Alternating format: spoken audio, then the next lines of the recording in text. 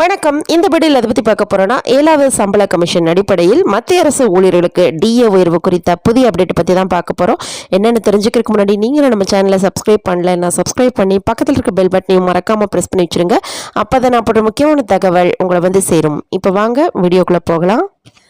மத்திய அரசு ஊழியர்களின் அகவிலைப்படி 46%இலிருந்து 50%ஆக சமீபத்தில் உயர்த்தப்பட்டது.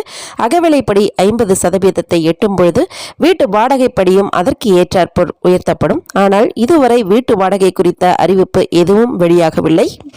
இது குறித்து ருத்ரா மற்றும் ருத்ரா சட்ட அலுவலக நிறுவனர்களில் ஒருவரான சஞ்சீவ்குமார் கூறுகையில், வீட்டு வாடகைப்படியை சரியாக கணக்கிட்டு மத்திய அரசு ஊழியர்களுக்கு வழங்கப்படும். மற்ற சலுகைகளை பற்றிய புரிதல் அவசியமாகிறது. பொதுவாக வீட்டு வாடகைப்படியானது ஊழியர் எந்த வகை நகரத்தில் வசிக்கிறார் என்பதை பொறுத்தே என்று கூறினார். வீட்டு வாடகைப்படி அந்த நகரத்தின் வகையை பொறுத்தது. நகரங்கள் X, Y மற்றும் Z என்று பிரிக்கப்படுகின்றன.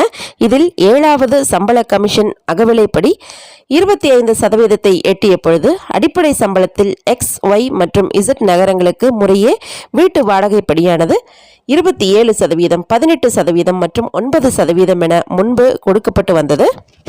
பிறகு தற்போது அகவிலைப்படி 50%ஐ எட்டிய பிறகு வீட்டு வாடகை விகிதங்களை முறையே X, Y மற்றும் Z நகரங்களின் அடிப்படை சம்பளத்தில் 30%, 20% மற்றும் 10% என திருத்தியுள்ளது. ஆகவே ரூபாய் 35,000 அடிப்படை சம்பளம் பெறக்கூடிய மத்திய அரசு ஊழியர்கள் இனி X நகரவாசியாக இருக்கும் பட்சத்தில் வீட்டு வாடகைப்படி ரூபாய் 10,500 வழங்கப்படும்.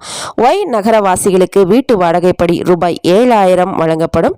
Z நகரவாசிகளுக்கு வீட்டு வாடகைப்படி ரூபாய் 3,500 வழங்கப்படும்.